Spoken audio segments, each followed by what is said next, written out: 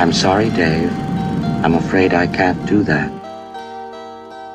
Je vais lui faire une offre qu'il ne pourra pas refuser. Can she be late for her cinema show? Antoine Doinel, Antoine Doinel, Antoine Doinel, Antoine Doinel, Antoine Doinel, Le monde se divise en deux catégories. Ceux qui ont un pistolet chargé et ceux qui creusent. Toi, tu creuses. Parlez-vous, con de mime! Je suis un homme. Ah, personne n'est parfait. J'aime l'odeur du napalm mon petit matin. Vous avez de la pâte? Vous avez du sucre? Alors avec la pâte, vous faites une crêpe puis vous mettez du sucre dessus? La mère suce des queues en enfer. And I am the best film director in the world.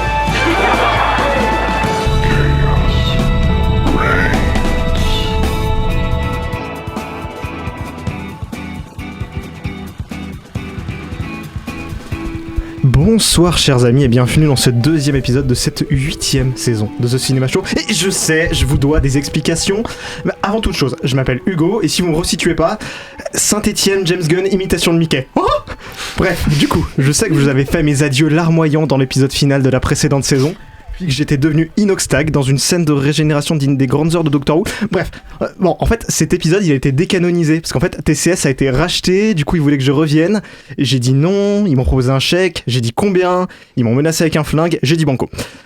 Et j'ai aussi remis mon ancien visage, parce que tout le monde me confondait avec Inoxtag, donc c'était un peu chiant. Bref, j'espère que vous êtes nombreux à nous écouter depuis les ondes 102.2 FM ou depuis notre chaîne Twitch, qui certes n'était pas présente au TFN 2025, mais en même temps, vous savez, Simon caritatif, c'est pas une grande histoire d'amour. Et puisqu'on parle du chef, d'ailleurs, sachez qu'il est pas là en présent, il est pas présent ni en plateau, ni en régie, ni où que ce soit dans le studio d'ailleurs ce soir. Ce qui veut dire qu'on est libre de faire ce qu'on veut, hein, et donc c'est avec un immense honneur que je décide que ce soir, c'est la fête. Allez, balance le son, Yanis.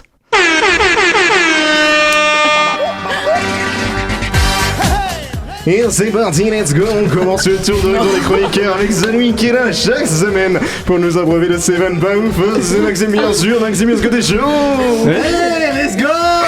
On poursuit avec de nouveaux retours cette saison avec d'un côté Jules qui revient nous livrer ses avis cinéphiles avec beaucoup de passion. Bonsoir Jules, comment ça va? Ça va super bien. On continue avec celui qui est de retour pour nous partager son amour pour des marionnettes et Dakota Johnson, c'est bien sûr Lucas Bernardini, comment ça va mon poteau? Et on termine par celle qui fait sa première ce soir et qui donc subir ce happening peu ouf en introduction. J'espère que vous allez lui réserver un accueil du tonnerre. Ce Solène, on l'applaudit bien fort. Coucou. Dans la team régie, on retrouve les habitués avec bien sûr Yanis au platine qui va tout déchirer et Lucas la vidéo pour mettre le feu. La régie. Allez mes petits loups, vous avez l'habitude ce soir 3 films au programme, Dalloway de Yann Gozlan, L'intérêt d'Adam de Laura Vandel et La tour de glace de Lucine Adzilanovic. On restera au top avec les tops de la semaine, suivi de notre carte blanche où on débattra de l'intérêt du boycott cinéphile. Ce happening devient de moins en moins adapté. Évidemment le quiz de Maxime sera de la partie avant nos recoups finales. Mais avant toute chose, j'espère que vous êtes chaud de vous informer sur l'actu ciné de la semaine, dans laquelle je vais reprendre une voix moins supportable avec Lucas. Attention, c'est parti, let's go! Now, Buffalo's #1 news team. Good evening and welcome to Eyewitness News at 6. I'm Susan Ortega. And I'm Evan Baxter and here's what's making news. Oh putain, ça va être long. On commence encore une fois cette semaine par le mercato. Alors Lucas, à part le fait que Stephanie Wacker est enfin devenue championne à la WWE, qu'est-ce que tu nous racontes de beau pour cette semaine? Je suis très heureux que tu mentionnes la victoire de Stephanie Wacker. Et d'ailleurs, ce mercato était vraiment fait pour moi. Parce que oui, mesdames et messieurs, on va parler de catch. Parce qu'un biopic sur mon 11e catcheur préféré, le légendaire Macho Man Randy Savage, est en préparation, produit par l'acteur du SNL Kenan Thompson. Le film s'appellera Macho et sera basé sur un scénario écrit il y a plusieurs années par le frère du catcheur, Lanny Poffo, malheureusement décédé en 2023. On ne connaît pas encore l'acteur qui incarnera Savage, mais au cas où, je suis là. On continue avec des nouvelles du préquel de la sensation horrifique de cet été, Weapons ou Évanoui pour nous les Français. Depuis sa sortie, les gens spéculent sur un préquel basé sur l'antagoniste Tante Gladys.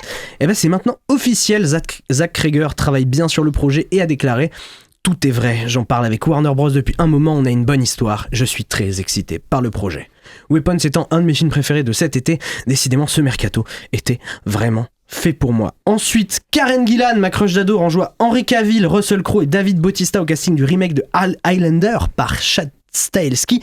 Le tournage est prévu pour début 2026. Première affiche également pour le film d'horreur Primates du réalisateur du dernier Resident Evil qui raconte l'histoire d'un singe de compagnie qui attrape la rage et qui commence à massacrer sa famille. Attendez, du catch, Weapon, Karen Gillan, un singe. Ok, vous vouliez vraiment que je revienne faire les news, hein. Qu'est-ce qui se passe? Qui me drague? Eh ben, c'est pas fini parce que pinacle de cette semaine pleine de belles news, Disney annonce qu'ils vont reboot le Muppet Show dès l'année prochaine.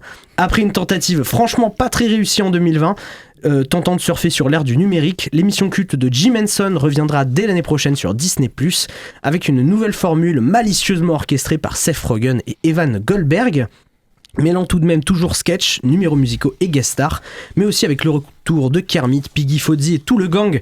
À la production, la chanteuse Sabrina Carpenter, qui sera aussi la première guest de la saison. Les comédiens qui interprètent les personnages depuis les années 70 seront tous encore de la partie, en tout cas ceux qui sont encore en vie. Et pour les fans des Muppets, c'est une excellente nouvelle, même si on attend toujours un nouveau film. Eh ben, je pense qu'on peut le dire, hein, cette semaine, le Mercato était vraiment fait pour moi. Alors à part Lucas, qui est excité à propos de chacun de ces projets? Est-ce qu'il y en a qui vous attirent autour de la table? Moi je tiens juste à dire que dans le chat, on nous dit qu'avec l'ambiance que t'as mis à l'intro, on a été racheté par Énergie 12.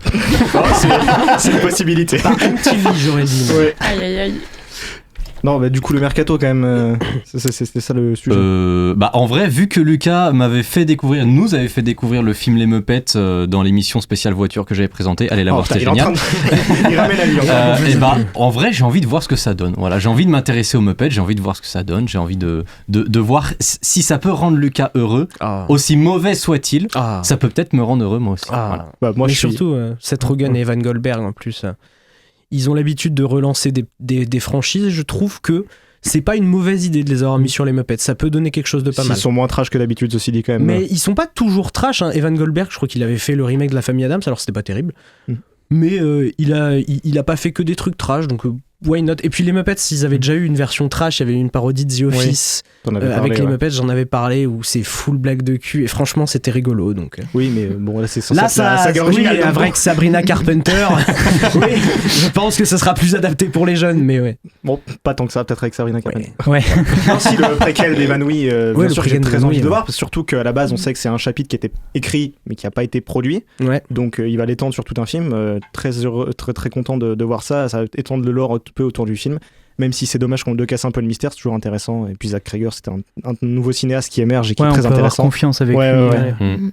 Ah, et puis moi, en termes d'horreur, là, déjà, il y a le truc du singe, et j'ai vu aussi récemment qu'il y a un film autour d'un chien aussi. Le Good Boy, et qui sera diffusé le 10 et le 11 octobre dans les CGR en France. Voilà, une petite news en plus.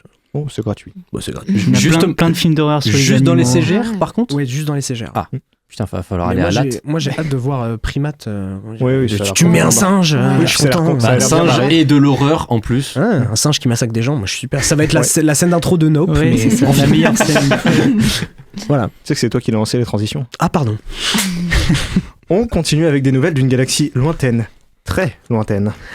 Eh oui, mon cher Paccard, parce que pour la première fois en 7 ans, on va avoir un nouveau film Star Wars. Depuis la sortie de l'ascension de Skywalker en décembre 2019, la franchise s'était fait oublier sur grand écran, enchaînant les projets annulés et les séries sur Disney+. Et là, ça y est, on a enfin un nouveau film. Alors, adapté d'une série Disney+, mais un nouveau film quand même. Et on a non seulement la première affiche, mais aussi la première bande-annonce de The Mandalorian et Grogu, qui sortira le 20 mai 2026 en salle. On parie combien qui sera le blockbuster du prochain Cannes. Donc, suite de la série The Mandalorian, on y suivra donc Din Djarin et Baby Yoda, alias Grogu, au cours d'une aventure spatiale dont on ne sait pas grand-chose pour le moment.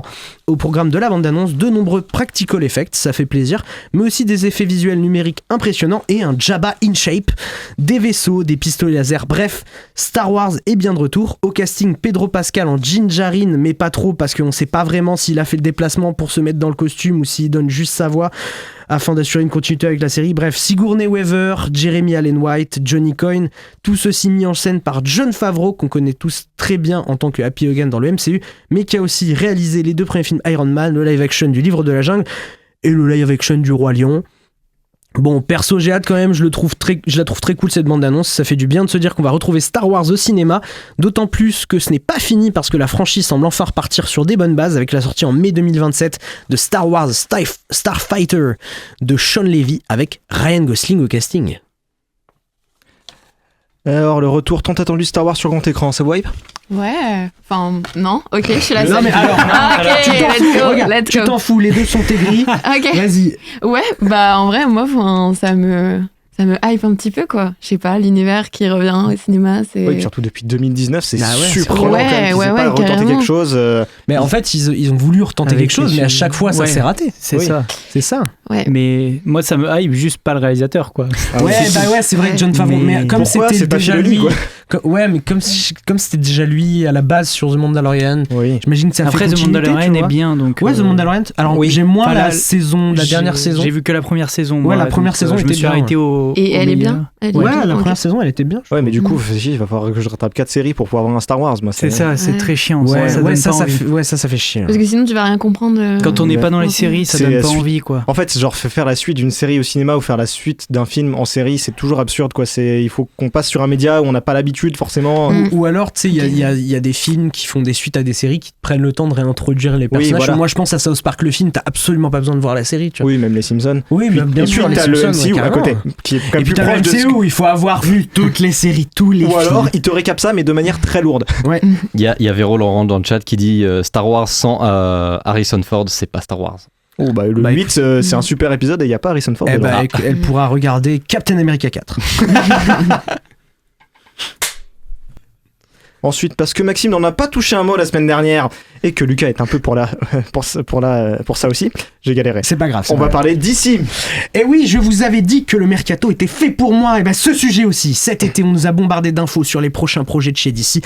Alors je m'en vais vous résumer tout ça parce que Maxime ne l'a pas fait. Déjà, Superman, bravo, succès financier, critique positive, Hugo qui aime le film. Donc, suite, James Gunn a annoncé Man of Tomorrow, la suite, oula, qu'est-ce qu'il fait ? Donc, du Superman sorti dans nos salles cet été, qui, cette fois, sera l'histoire de la collaboration entre le fils de Krypton et son pire ennemi, Lex Luthor. Rendez-vous le 7 juillet 2027, soit un jour après mes 24 ans, pour découvrir cette suite au cinéma avec un retour du cast... avec un retour du cast du premier film, mais des rumeurs parlent aussi de la présence importante d'autres héros comme Peacemaker, Jon Stewart ou encore Supergirl. Affaire à suivre. En attendant, James Gunn nous tease avec la page de garde de son scénario, sur laquelle on a un beau dessin de cerveau. Ouais, bon, donc le méchant, ce sera le très connu Brainiac, ça promet. On poursuit avec Clayface, le film sur l'ennemi de Batman. Gueule d'Argile a débuté son tournage à Liverpool cet été pour une sortie le 11 septembre 2026. On a de très nombreuses images du tournage et de nombreuses précisions sur le film de James Watkins. Clayface est donc annoncé comme un vrai body horror extrême, inspiré de The Substance, Nosferatu et surtout de l'épisode Bas les masques de la série animée Batman. Les premières images ne sont pas sans rappeler Joker de Todd Phillips. En plus de ça, sur le tournage, on retrouve des références au Joker, au Pingouin, à Black Mask. Avec ce projet, on comprend déjà que DC n'essaie plus juste de concurrencer Marvel, mais aussi de produire des projets différents, malgré un univers interconnecté. Bon, et enfin, on parle de DC, donc on parle de Batman. Et le 20 septembre, c'était le Batman Day, donc parlons un peu de l'avenir du meilleur super-héros du monde. Déjà, on sait que le personnage n'est pas encore cast pour le DCU, mais c'est imminent et que le scénario pour Brave and Bold est en très bonne voie. Mais en parallèle, The Batman 2 reprend enfin des couleurs. Et oui, le 27 juin, Matt Reeves a annoncé avoir enfin fini le scénario. Et depuis, c'est la folie. James Gunn et Colin Farrell ont dit que c'était extraordinaire. Reeves a dit que le méchant était un personnage encore jamais vu en live action. Et pendant ce temps, Robert Pattinson n'arrive pas à ouvrir la mallette ultra sécurisée dans laquelle est enfermé le scénario. C'est vrai. Bon...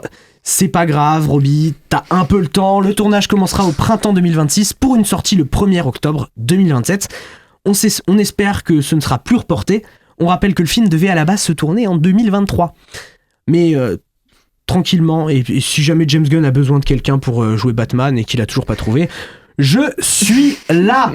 En attendant, vous pouvez toujours regarder la saison 1 de Peacemaker diffusée actuellement sur HBO Max, Supergirl sort le 24 juin 2026 et la série Lanterne sort quant à elle courant 2026. Je ne suis pas payé pour dire ça.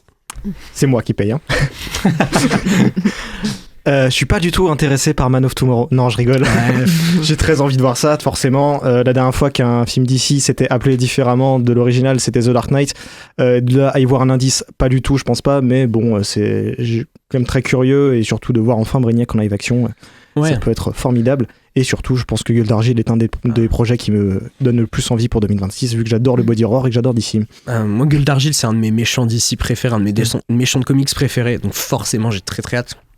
Et quand tu vois les images où il prend cette figure en carton de Nosferatu et qu'il la passe devant des lumières pour que t'aies l'ombre de Nosferatu sur les murs de l'espèce de tribunal là, je me dis que quand même, je pense qu'il va cook quelque chose de vraiment pas mal. J'ai l'impression que, franchement, ça va être bien. Oui, puis tu l'as pas rappelé, mais c'est sur un script de Mike Flanagan. C'est sur un script de Mike Flanagan, tout à fait, ouais, qui est légendaire. Hein, oui, en termes d'horreur, c'était cool. Voilà. Donc sinon, vous ah non, mais on se sent carrément. Personne n'est hypé par DC Comics, The Batman 2. Ils ont beaucoup de références. Hein. Voilà, mais après, c'est pour ce genre de choses, au fait, que moi, j'en parle pas des news d'ici, parce que je m'en bats un petit peu les couilles, au fait. Il nous avait manqué avec son aigreur, là. Son aigreur, voilà. Même The Batman 2. Non, si. Déjà, faudrait que je vois le premier, mais j'ai envie de voir le voilà, premier. Si tu comprends pourquoi il est gris, tu comprends pourquoi il est super-héros. Moi, j'ai pas vu le premier non plus, donc voilà. Ah, non, merci. Il faut rattraper tout ça. Oui, mais elle l'ouvre pas. Voilà. Non, mais en tout cas, tu m'as donné envie d'aller check tout ça, et ouais, ça a l'air cool. Eh ben, c'est parfait. Est-ce qu'il y a quelque chose dans la vie dont tu ne donnes pas envie, Lucas? T'es trop mignon. Et enfin, la rubrique nécro obligatoire de la semaine. Alors, qui nous a quitté cette semaine ? Eh bien, c'est l'actrice italienne Claudia Cardinal qui est décédée hier à l'âge de 87 ans, connue pour ses rôles dans 8 et demi, Le Guépard ou encore Il était une fois dans l'Ouest. C'était une véritable égérie du cinéma italien des années 60. Au cours de sa carrière, elle a remporté les prix de la meilleure actrice à la Mostra de Venise, un Lion d'or, un Ours d'or, 5 rubans d'argent, 3 globes d'or. Je sais pas ce que c'est, mais je pense que c'est très prestigieux. On perd une actrice iconique. 2025 ne s'arrêtera donc jamais.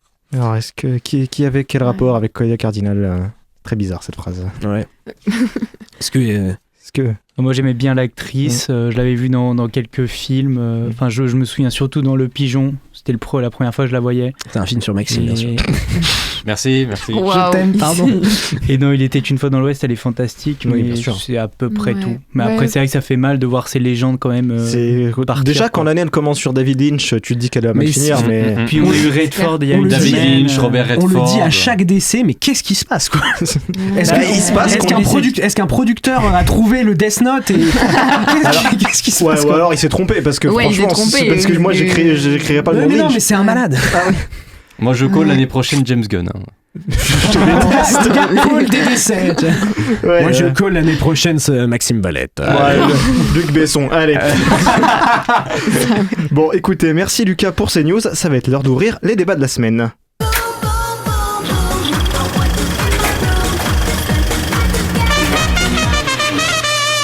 Olé! Pour rappel, nous débattrons de 3 films ce soir, Dalloway, L'intérêt d'Adam et La Tour de Glace. Et on commence par le retour de Yann Gozlan après le très réussi Boîte Noire, le très décevant Vision. Et le réalisateur est de retour avec Dalloway, thriller psychologique sous fond d'intelligence artificielle et adaptation du roman Les Fleurs de l'ombre de Tatiana de Rosnay. Le film était présenté en séance de minuit lors du 78e Festival de Cannes. Et est-ce que sous le nouveau cru du réalisateur angoissé, nos chroniqueurs, on répond juste après ça. Clarissa ?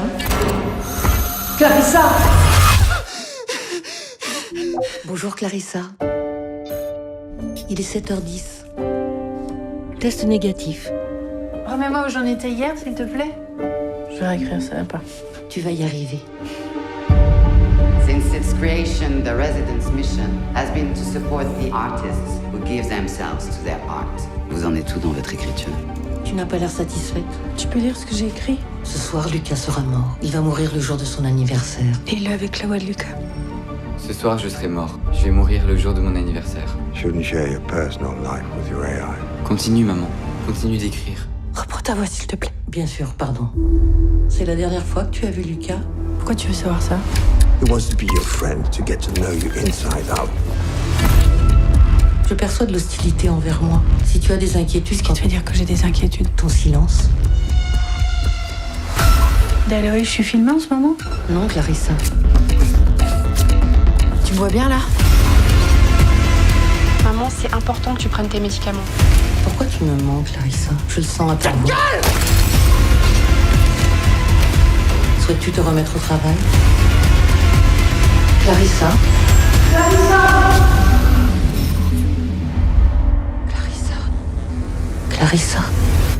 Clarissa, vous l'aurez compris si vous avez écouté la bande-annonce, romancière et sujette à un manque d'inspiration. Elle rejoint une prestigieuse résidence d'artiste où elle se voit assigner une assistante intelligence artificielle. Waouh, je vais y arriver. Nommée Dalloway, cette dernière devient très vite plus qu'une simple assistante jusqu'à devenir une véritable confidente pour Clarissa. Déstabilisée par la présence toujours plus intrusive de Dalloway, Clarissa est mise en garde par un artiste qui lui révèle les véritables raisons d'être de cette résidence. On retrouve au casting Cécile de France dans le rôle de Clarissa, Anna Mouglalis dans le rôle d'Anne de Winter, Lars Mikkelsen dans le rôle de Mathias Nielsen et Mylène Farmer dans le rôle de Dalloway. En voix donc. Maxime, tu avais envie de commencer parce que déjà tu adores Mylène Farmer. Non, dis oui. Ouais. Allez, on va dire oui si vous voulez. Dalloway, au fait, c'est un peu un Black Mirror au cinéma, je trouve. Dans le sens où... ouais. Attends. Parce que moi, je l'ai pas vu le film, ok? Tapez-moi, je l'ai pas vu. Voilà. Mais quand j'ai vu la bande-annonce, j'ai ressenti un peu la vibe de Black Mirror. Au fait, c'est ça. Mais je vis dans une société. Pardon. Non, c'est pas toi, c'est lui. On vit dans une saucisse. Non, mais au fait... On vit dans un Roquefort Société. Oui, c'est bon, on va pas tout faire. Allez. Au fait, Dalloway, alors, moi déjà, j'ai du mal à réellement être objectif parce que déjà il y a Cécile de France, j'adore Cécile de France et Mylène Farmer et Mylène Farmer aussi un peu. Je crois que le dernier film où Mylène Farmer est dedans que j'ai vu c'était Arthur et Minimoys. Oui. Ah ouais. T'as pas vu Ghostland? Non. T'as pas vu la version française de Donjons et Dragons? Non plus. Mais dommage. Il fait une musique à la donc fin. Je trouve en tout cas déjà sans parler du film, Cécile de France, je trouve qu'elle est vraiment elle est vraiment au top dans ce film. Alors, tu voulais dire bonne, mais t'osais pas le. Je vais pas dire bonne. C'est déjà catastrophique. Voilà, sortez-moi de là. Vous me faites tomber les pinceaux, c'est pas vrai. Mais non, je trouve sincèrement qu'elle a une bonne performance dans le film. Et titre, voilà. Mais j'ai rien dit. Voilà. Mais par contre, c'est vrai qu'après le film, j'ai vraiment eu du mal à certains moments parce que je me suis dit, il y a des bons trucs qui peuvent être largement exploités et au fait à certains moments, à partir du moment où ça commence vraiment à bien exploiter son concept, et on tombe dans un espèce de cliché justement style un peu à la Black Mirror, et donc vraiment on a un scénario au fait qui a du mal à décoller parce que l'intrigue vraiment on la trouve presque bancale et surtout on voit le film arriver. Genre, moi, le dénouement final et tout, on le voit arriver à des kilomètres et des kilomètres parce que justement, en fait, le film a du mal à vraiment nous surprendre. Alors après, pour autant, ça reste pas un mauvais film, mais c'est juste qu'il est très maladroit dans sa manière d'essayer de surprendre, parce qu'il n'arrive pas, justement. Jules, je crois que tu as détesté. Non, j'ai pas détesté. Il a haï le film. En vrai, moi, j'ai juste trouvé le film giga fade et grossier. Et juste, mais dans tout, hein, même le jeu de Cécile de France et des autres, tu vas dire du mal de Mylène Farmer? Il n'y a pas grand chose à dire. Ici, on a, dans la voix. Ici, c'est un nom. On ne dit pas du mal de Mylène Farmer. Attention. Mais non, oui, j'ai trouvé juste le film fade dans tout ce qu'il proposait. Et moi, ce film m'a juste permis de mettre au clair une chose, c'est que vraiment ce réalisateur, j'oublie toujours Yann Gozlan, vraiment. Je pensais que c'était un bon réalisateur avec Boîte Noire et là ça fait 2 films, je me rends compte qu'en fait non, c'était une illusion quoi, parce que il y a le mec Gourou qui sort après. Ouais, voilà. Alors, il sort aussi un film en janvier qui s'appelle Gourou avec Pierre Ninet qui est apparemment inspiré de Magnolia.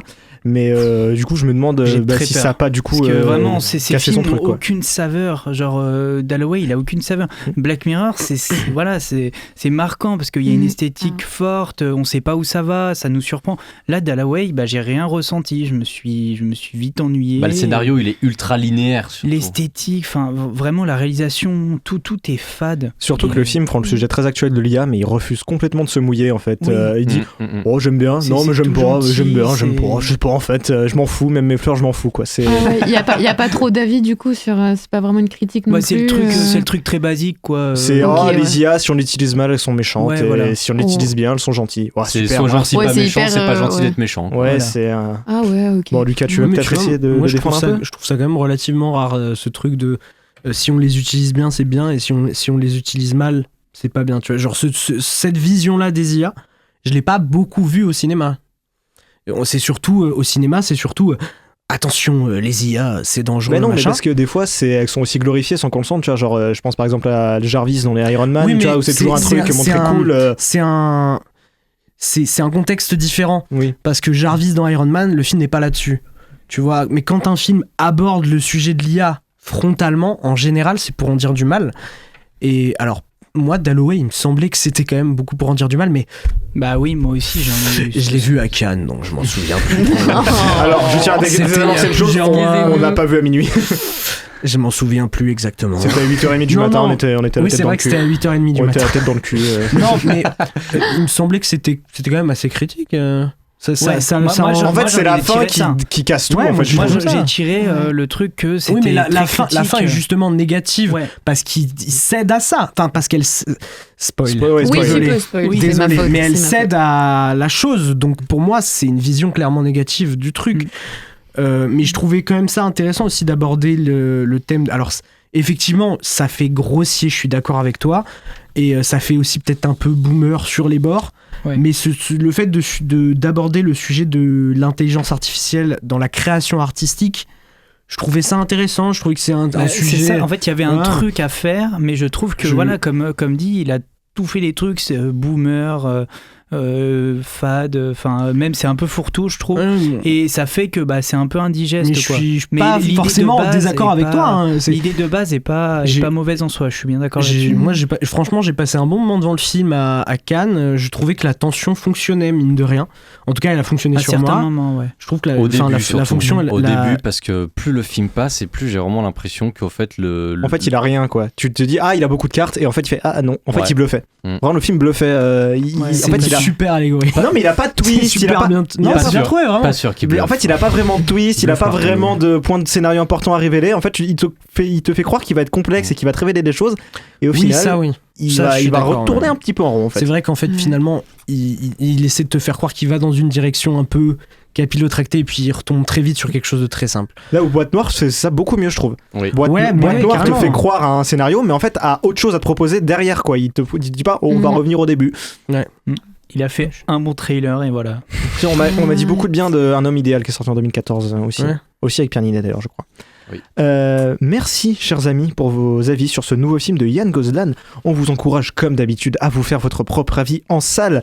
Bon, nous on va marquer une première pause dans notre fête endiablée bien sûr, mais ne vous inquiétez pas, peut-être qu'on se repose, mais on n'est pas fatigué.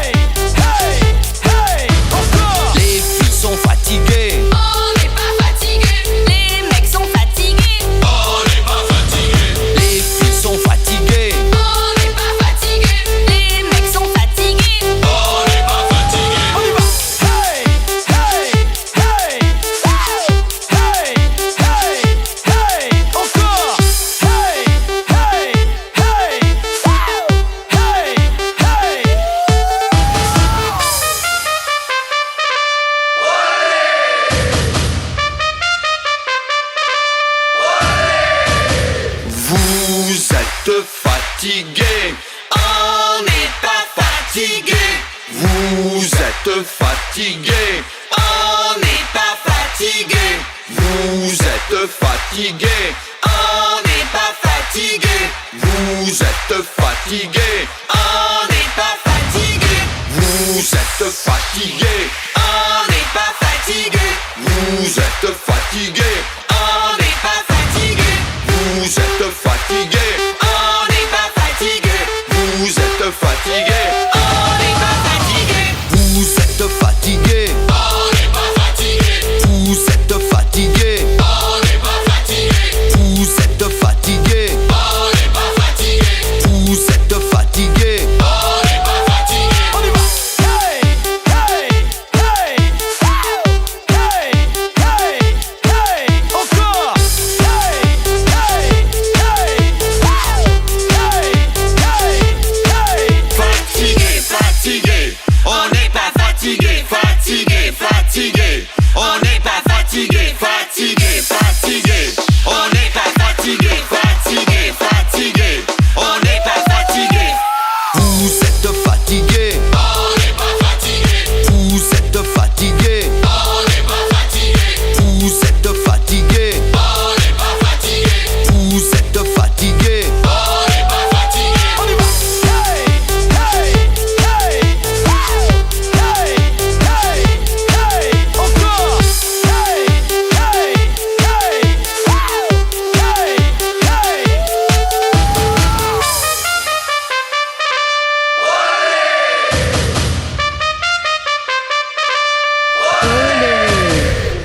Ça va toujours Radio Campus Montpellier? Oui. Ouais. Il y a un petit délai quand même. C'était bien sûr le collectif métissé avec On n'est pas fatigué. Ah, c'est collectif métissé. Oui, c'était collectif métissé.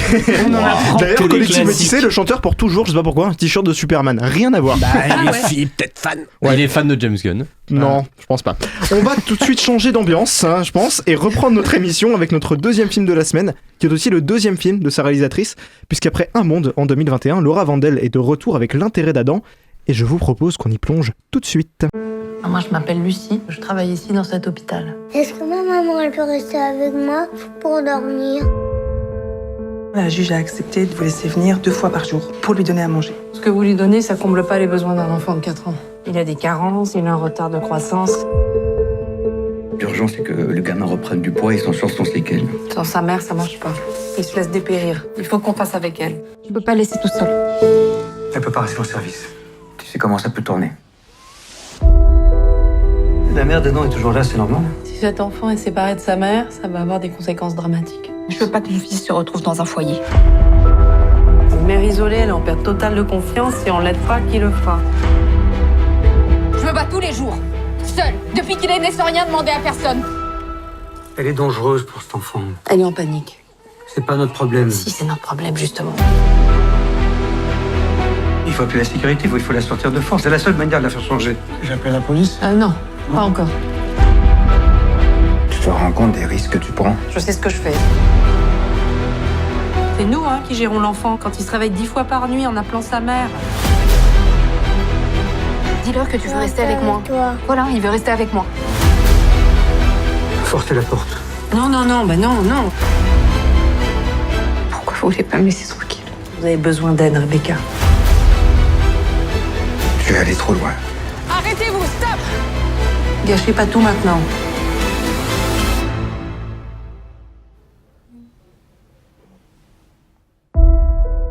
Suite à une décision de justice, Adam, un enfant de 4 ans, est hospitalisé pour cause de malnutrition. Lucie, l'infirmière pédiatrique en chef, autorise Rebecca, la mère d'Adam, à rester aux côtés de son fils, bien que le juge ait strictement limité les heures de visite.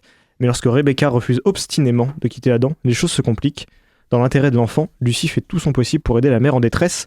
On retrouve au casting Léa Drucker dans le rôle de Lucie, Anna Maria Vartolomei dans le rôle de Rebecca, Alex Descastes dans le rôle de Naïm, Jules Delsart dans le rôle d'Adam, Laurent Capelluto dans le rôle de Daniel, Claire Bodson dans le rôle de la déléguée du SPJ, Timur Magomedgajiev dans le rôle d'Andrei et Charlotte de Bruyne dans le rôle de Selma. Jules, est-ce que tu as trouvé ça plus anxiogène que Dalloway? Oh oui, heureusement. Mais ouais, c'était vraiment un super film. Vraiment, j'ai adoré comment, cet univers de la pédiatrie, et comment c'était dépeint, à travers ce cas de cet enfant qui avait des problèmes de nutrition. Et j'ai adoré comment a été présenté le film avec ce début où vraiment il y a cette infirmière qui va de chambre en chambre et que petit à petit, on va de plus en plus vers un seul cas, vers un seul intérêt du coup, et comment aussi le film joue avec cet hôpital qui devient une sorte de labyrinthe où tous les personnages, où cette infirmière arrive plus à s'en sortir quoi, et elle cesse de faire face à des situations compliquées, et même les acteurs, contrairement à Dalloway où j'ai trouvé ça fade, là pour le coup juste Drucker, elle est fantastique. Et derrière bien sûr pas Michel. Oui. et même tous les acteurs étaient très bons, et j'adore ces films qui nous mettent à 100% dans un environnement anxiogène comme ça, qui nous lâche pas avec des caméras à l'épaule, des plans assez longs, qui vraiment nous laissent pas souffler quoi. Et là j'ai eu cette sensation. C'est pas le film le plus anxiogène que j'ai vu sur un univers de ce style, mais ça fait du bien de voir la situation qui est montrée à ce point-là. Surtout pour les hôpitaux français quand on connaît la situation actuelle quoi. C'est des films qui sont hyper importants et nécessaires pour montrer aussi à quel point les infirmières. Après je pense que ça se passe en Belgique vu que la production est belge et que la réalisatrice est belge, mais ça s'applique aussi. Mais je connais pas la situation en Belgique, mais moi non plus. Mais du coup c'est quand même un film très important qui montre l'importance des infirmiers et des infirmières quoi. Voilà. Maxime peut-être. Non, mais je suis d'accord avec ce qu'a dit Jules. Je trouve que c'est un excellent film sur le milieu hospitalier. On est vraiment enfermé dedans parce que c'est quasiment un huis clos. Durant c'est les 9/10 du film, c'est un huis clos. Oui, et puis il faut dire que c'est très court. C'est un film d'1h08. Ouais, il est très très court. Et c'est peut-être le seul petit bémol. Moi, j'en voulais plus. J'en voulais tellement plus. Parce que je trouve qu'il y avait tellement de choses. Alors, le film est excellent. Je n'irai pas ça. Mais par contre, je trouve sincèrement que 1 heure, j'ai vraiment été en mode c'est tout. Putain, j'en voulais encore plus. Je voulais vraiment être vraiment immergé, limite pendant 2 heures et tout, parce que c'est vraiment non ça t'a frustré que ça dure pas plus longtemps. Ouais, en avoir plus. J'ai été frustré au fait parce que je me suis dit que dans le milieu hospitalier, alors il y a déjà beaucoup de choses qui sont évoquées, mais je trouve qu'il y avait encore tellement plus de choses qu'on pouvait évoquer, tellement de choses où on pouvait aller encore plus loin, et je trouve que vraiment le film arrive quand même très bien à se faire et à vraiment nous emporter dans cette espèce de tourbillon psychologique où vraiment on essaye, on se demande sincèrement qu'est-ce qui va se passer à chaque fois. Là en l'occurrence tu vois, c'est pas comme Dalloway, le scénario il est pas linéaire, tu sais pas réellement comment ça peut se terminer, etc. Parce que surtout le personnage de la mère joué par Anna Maria Bartolomei, il est ultra imprévisible. Et toutes les situations sont quasiment ultra imprévisibles, et justement c'est ça qui sert beaucoup au film. L'autre truc qui sert au film, et ça je l'apprends pour personne, les gens commencent à me connaître, les plans séquences.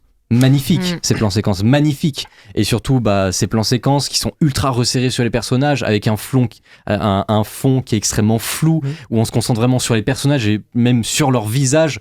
Il y a que leurs visages qui sont cadrés. Franchement c'est excellent, donc oui, très beau film. Moi je trouve qu'au contraire ça aurait perdu beaucoup de son impact si le film a été plus long. Non, je pense que ça durait vraiment intéressant. Ouais, mais et puis moi je trouve que c'est un sujet qui est déjà tellement lourd, tu vois, et on en prend plein la tête. Ouais, mais tu vois, je trouve que ça se termine d'une bonne manière. Je sais pas. T'en prends plein la tête pendant 1 heure, moi je vais en prendre plein la tête comme ça pendant 2h30, c'est génial. Mais plus long, ça aurait versé dans le mélo, je pense. C'est ce que j'allais dire. On aurait été plus dans cette intensité où ça ne s'arrête pas et vraiment on est submergé comme l'infirmière. Non, on aurait perdu de ça et ça aurait été dommage. Ouais. Et puis moi je trouve que c'est bien d'avoir un film court aussi. Un petit Dupieux. Non, mais c'est surtout que c'est un film qui raconte ce qu'il a à raconter, qui rajoute rien d'inutile, d'accessoire. Surtout qu'on en a trop des films comme ça qui rajoutent sans intérêt des séquences. Pour avoir une durée plus longue, un peu de manière artificielle. Non, celui-là, il va vraiment pas droit au but, parce que justement, il prend plein de chemins pour nous surprendre, comme tu l'as dit. Mais je trouve que c'est super qu'il soit court. Je trouve que c'est vraiment bien. Et puis chaque chemin qu'il prend, ils sont utiles, quoi. On sent pas qu'ils sont rajoutés pour faire de la durée, quoi. Carrément. Ouais. Puis des fois, je trouve ça beau qu'il y ait des films qui nous laissent sur notre faim, et en fait, on est là, ça se finit comme ça, c'est fini, mais qu'est-ce que c'était bien, et waouh, on se prend une claque. Encore une fois, Désolé, mais je l'ai vu On à l'a Cannes. vu à Cannes. Non, mais je me souviens plus. Désolé, je me souviens plus. Qui va durer jusqu'à l'année prochaine. C'est la fin de sa nuit, c'est la fin de son service. Ouais, c'est ce que j'allais dire. Donc c'est ça qui est bien aussi, c'est-à-dire qu'en fait, on vit le service avec elle. C'est comme le film, alors du coup, je crois que vous l'avez pas vu, mais le film En première ligne qui est sorti en août de cette année, le film allemand. Il est vraiment super. Je trouve que les deux films se répondent beaucoup dans cette dans le fait de montrer à quel point les gens qui travaillent dans les hôpitaux sont usés, la fatigue de cet environnement-là et la difficulté de travailler dans cet environnement-là, et même son rapport au corps usé. Enfin, c'est deux films qui se ressemblent beaucoup et qui se répondent beaucoup, et c'est surtout deux films qui sont courts. En première ligne dure 1h30, et pareil, c'est le même concept, c'est on vit son service avec elle. Et je trouve que c'est vraiment une super idée, parce que ça nous permet vraiment de se mettre à sa place. Ça nous permet vraiment de vivre les choses comme elle les vit. Donc quand elle a des surprises, quand d'un coup un patient fait quelque chose d'inattendu et qu'elle doit se rendre dans cette pièce alors qu'elle devait aller autre part, eh ben on le vit avec elle, on a la surprise avec elle. Enfin vraiment, je trouve que c'est une super idée, moi, ce truc très court, parce qu'on vit la nuit avec elle. Ouais, et puis c'est ce que tu disais tout à l'heure, on est amené petit à petit quand elle fait le tour des chambres, et après l'intérêt va petit à petit se porter sur du coup le garçon d'Adam. Comment on voit à chaque fois plein de situations au début, et qu'à la fin on voit plus aucun patient, quoi. Il y a que Adam qui compte et sa mère, et c'est tout. Ouais. Alors qu'au début elle va aider certaines de ses collègues, elle va passer dans plein de salles différentes, et à la fin il n'y a plus qu'Adam, quoi. T'as cité En première ligne, moi ça me faisait penser aussi à La salle des profs qui est sortie l'année dernière. Dans un avec la même actrice d'ailleurs. Oui, avec Léonie. Léonie, je vais dire une bêtise, donc je vais juste dire Léonie, je sais que son prénom c'est Léonie. Mais oui. Ça m'a fait aussi penser un peu écho. Alors, le film n'était pas filmé de la même manière, mais un peu à Sage Homme aussi, que je l'ai pas vu. Que je trouvais vraiment très bien aussi, qui parlait justement du milieu. Là, c'était plus la maternité en l'occurrence. Mais de toute manière, c'est juste moi, c'est vraiment ce truc, c'est ces films à concept où on suit une personne dans un métier assez dur, où vraiment on va le suivre pendant une soirée, une nuit ou une journée, et vraiment on se limite à ça. Ouais. C'est toujours hyper efficace, quoi. Moi je pense à The Chief qui reprend ça, mais dans le milieu de la cuisine, et typiquement c'est hyper prenant, quoi. On avait parlé de The Grill. The Grill, ouais. Qui était en noir et blanc. Même concept, pareil, c'est une soirée. Complètement, c'est ça. Et ça marche super bien. Ouais, carrément. Ouais. Mais The Grill dure 2h30. Mais tu vois, pardon, je suis désolé. Non, parce que j'allais. Dernière chose, je trouve que c'est super intéressant aussi de montrer cette jeune mère qui veut agir pour le bien de son enfant et qui lui fait du mal. Et je trouve que c'est pas un truc qu'on voit tant que ça, cet amour maternel qui étouffe en fait l'enfant et qui lui fait du mal. Et je trouve que c'est vraiment super intéressant comme avec sujet, l'aspect judiciaire aussi à côté. Bien sûr. Et puis Anna Bartholomé est super dans ce rôle. Mais les deux sont incroyables. En fait, on la fait pas passer pour la méchante. C'est ça qui est intéressant, c'est que ça aurait été beaucoup trop facile de dire qu'elle est horrible comme mère et tout. Mais non, en fait, on voit qu'elle aime son gamin, mais que elle est persuadée de la bonne manière. Elle est persuadée d'agir pour son bien, en fait. Dans son intérêt. Elle est encore une fois, Non, à côté, t'as Léa Drucker qui est tellement forte dans ce rôle, et elle arrive à amener le côté hyper humain, et t'es là, mais waouh. C'est sûr que Léa Drucker, elle est mieux dans ce film que dans l'été dernier. Oui, on s'en fout. Ensuite, une vraie comparaison. Dossier 137 qui sort dans quelques... Dossier 137, parce que c'est un film qu'on a vu un truc genre 2 jours après. Et c'est en fait, c'est un peu le même type de rôle, et c'est pour ça que je trouve que les deux films les deux personnages de Léa Drucker dans les deux films sont vraiment très semblables, et c'est très intéressant de les comparer. Et je finirai aussi sur le fait que je suis déçu que ce film ne soit pas retrouvé en compétition à Cannes, ce qu'il était en semaine de la critique. Il l'aurait mérité, mais en fait, il est produit par les Dardennes, et il se trouve que les Dardennes étaient aussi en compétition cette année. Donc la priorité aux anciens, visiblement. Bon, on a fait le tour de l'intérêt d'Adam, et je vous propose qu'on passe à la suite. Et la suite, c'est notre 3e et dernier film de la semaine, à savoir le nouveau film de Lucille Adzilanovic. Je sais pas comment ça se prononce, je suis désolé. C'est pas grave. Ouais, je vais pleurer là-bas. La Tour de Glace, soit une réécriture de La Reine des Neiges d'Hans Christian Andersen dans le cinéma des années 70. C'est parti. Les flocons de neige tombèrent peu à peu, et des tourbillons formèrent une figure qui conduisait le traîneau. C'était une grande et belle dame, la Reine des Neiges en personne. Coupé! Tu viens pour la figuration? Oui. Action. Sur le plateau, faites attention à Christina. Elle est impitoyable. Christina! Rien ne va. Il faut la refaire. Il faut tout refaire. sais, j'ai rencontré la Reine des Neiges. Elle est encore plus belle que dans le conte. Approche, je vais pas te manger.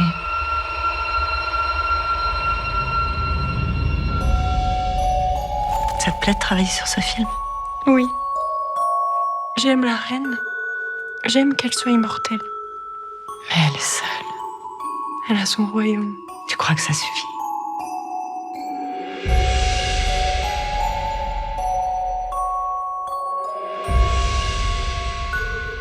La reine pouvait faire tout ce dont elle avait envie. Et ce dont elle avait envie, c'était de faire le mal.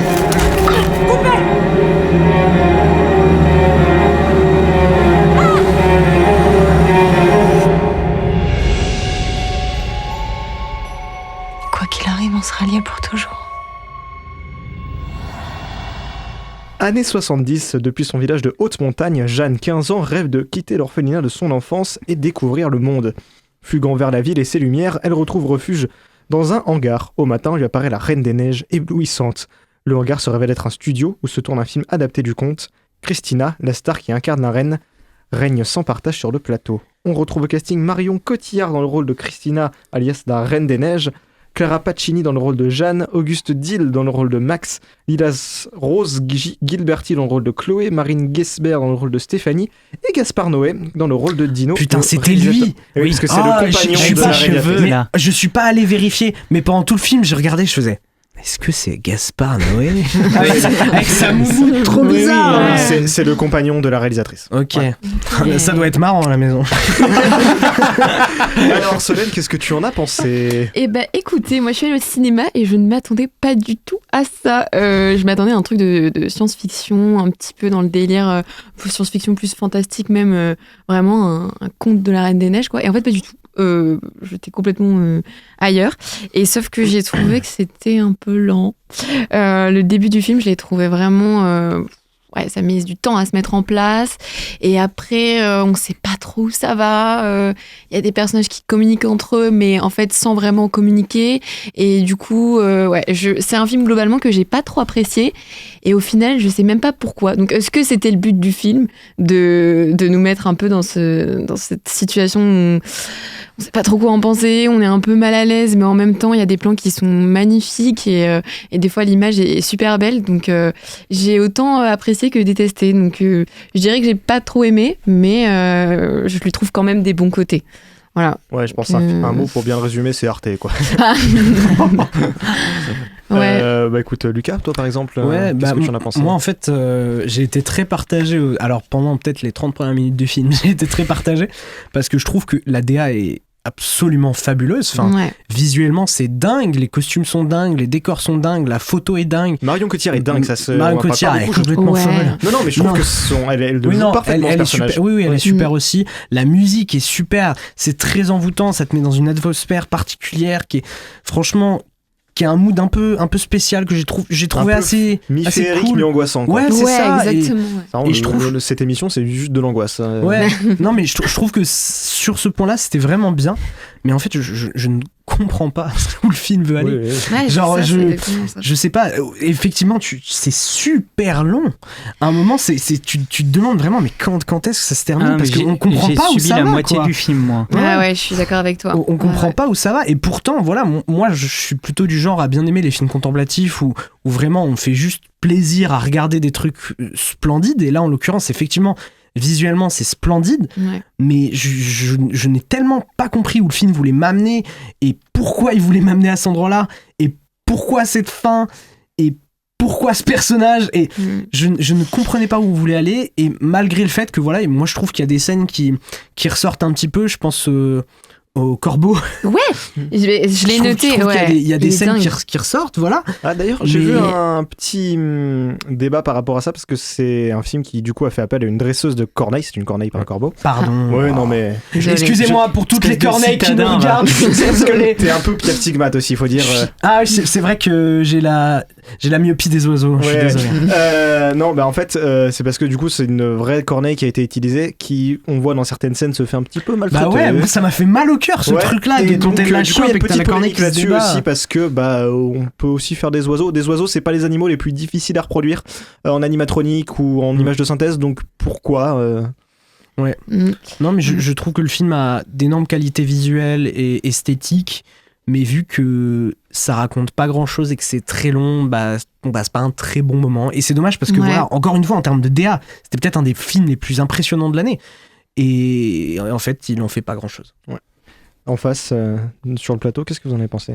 Non, je suis d'accord avec Lucas. Visuellement, on a peut-être l'un des plus beaux films qui, peut-être un César pour les décors ou les costumes, je sais pas. Peut-être. Mais après, au niveau de l'histoire Pour et la du photo, pardon. Ouais. Mais au niveau de l'histoire et du scénario, pour citer Eric Antoine, j'ai pas trop aimé le début, mais le milieu non plus. La fin, pas du tout.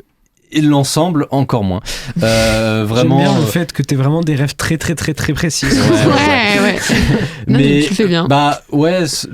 Visuellement c'est incroyable. Il y a toutes ces scènes où on voit à travers le verre, où on a des jeux de lumière, de couleurs, c'est magnifique. Ah, cet effet stromboscopique, oui, bien Ouais, sûr. c'était trop Il m'a stylé. fait péter un plomb, c'est Et trop beau. durant tout Ouais. le générique de fin aussi, c'est magnifique. Mais moi j'aurais préféré voir le film qui tourne en fait. Voilà. Ouais, En fait. et je me suis dit la même chose. En fait, Je suis tellement pas d'accord. Moi je suis d'accord avec moi-même. Le film en lui-même, mon t-shirt le décrit très bien. Le truc, c'est que globalement, je m'en bats un petit peu les couilles. Mais il est vulgaire. Ouais, voilà. Quelle indignité. Pardon. Est-ce qu'il est vulgaire ? Mais par contre, c'est vrai que dans le film, en vrai, je suis intéressé de voir à quoi ça ressemble. Moi je trouve qu'il y a une vibe à la labyrinthe. Oui. De Jim Henson. Merci. Le film dans le film, il a une vibe un peu à la labyrinthe, un peu à ces films, tu sais, Legend, tout ça, les films de dark fantasy. Je trouve que je préfère voir un film de la Reine des Neiges comme ça, vraiment. Faites ça, s'il vous plaît. Du coup, moi j'appelle Disney et on fait ça pour la live action. Mais très clairement, en fait, les scènes, notamment la scène du corbeau et tout, ça fait partie des scènes. Je me dis, là enfin, il y a peut-être un truc qui va se débloquer. Ça y est, on va vraiment avoir des scènes qui vont vraiment m'emporter. Et après, on revient sur le reste et je me dis, putain, en fait, non, je m'emmerde un peu. Donc non, je suis vraiment c'est beau, mais au fait c'est un peu comme on décrit une personne quand on lui dit il est gentil, hein, mais il est gentil quoi. Là c'est pareil, le film il est beau, hein, mais il est beau. Je ne rebondirai pas sur cette remarque. Pour moi, c'est un bâton tendu beaucoup trop facile. Pour moi, le film dans le film, c'est pareil, il a juste l'air beau, hein, vraiment. Sinon, on a l'air de se faire chier aussi. Mais non, je suis pas d'accord. On va se battre. Mais t'es aigri, Jules, t'es aigri. Et pour une fois que c'est moi. Ouais, mais ça a l'air. Laissez-le argumenter. Non, mais oui, pour moi, ce film, c'est comme un désert de glace. Ça peut être joli, voilà, c'est tout beau, voilà, on arrive, c'est joli, sauf que c'est stérile, il y a rien, c'est chiant, c'est silencieux à mourir. Ouais. Ce film est silencieux à mourir. Il y a des séquences où il y a 5 minutes sans qu'il y ait aucun son. Et c'est interminable. Ce qui est con, c'est parce bien que pour la la sieste. BO est On est en train de super. le détruire. C'est con, la musique est super et pourtant ils se permettent des longues séquences sans rien. Oui, mais sans rien, sans dialogue, sans musique, ouais, c'est ça. Sans avec action, des gros plans. sans action aussi. Ce film manque de vie en fait. Vraiment, je trouve qu'il manque de vie. Il manque de film limite du coup. Oui, même. Ouais. Tu l'avais écrit celle-là ou... Ah non. Ah c'est pour ça elle est pas drôle. Bah oui. Ouais, non, mais moi je suis d'accord. Mais par contre, le jeu d'acteur, c'est vrai, tu le disais, Marion Cotillard est très très forte, quoi. Elle est tout en retenue. Enfin, c'est même celle qui joue la gamine Ouais, principale, ouais. Elle est pas mauvaise du tout. Marion Cotillard, lui donne pas grand chose à jouer. C'est presque au niveau de Taxi. Voilà. Allez. Je pense que c'est le Il fallait qu'il laquelle. Non, il fallait qu'il Moi, j'ai laquelle. une question pour. Je vous mets des relances pour terminer le débat, vous n'en faites Mais rien. du coup, Maxime, j'aurais une question. Oui. Ça va? Ça va, ouais. Ok. Pas eu. Il y en a, ils ont la ref, c'est bien. Oui. Je l'ai pas. C'est Eléa Salamé qui demande à Marion Cotillard. Marion Cotillard, est-ce que ça va? Mais du coup, il sort un film dans un mois, c'est ça? Dans 1 an et demi. Voilà. Sachant qu'elle n'était pas là pour promouvoir la reine de la tour de glace. Bref, merci chère chronique heureuse. On poursuit évidemment notre soirée de folie. Et si vous avez manqué le début de l'émission, pas d'inquiétude, les tops sont là pour résumer nos avis en un seul classement.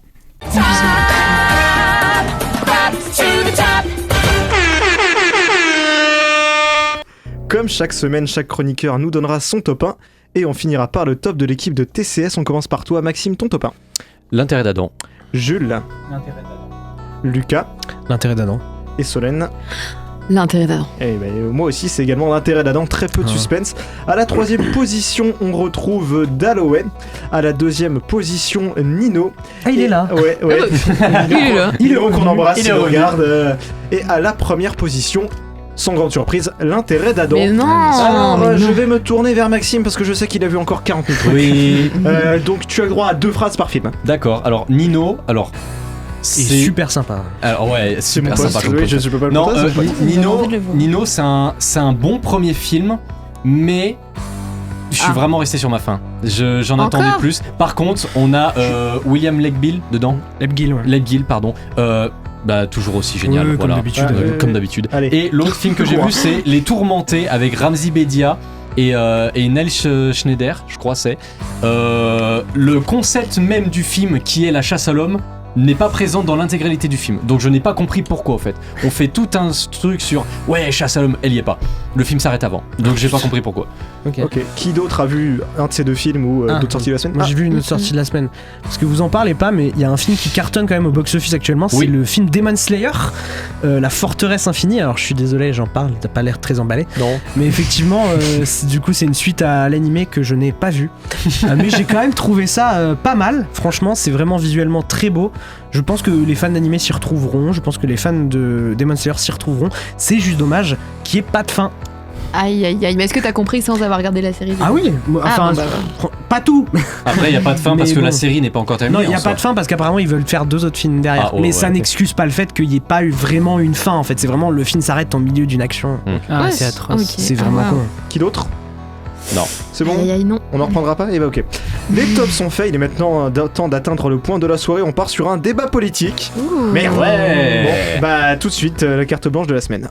Okay, let's go.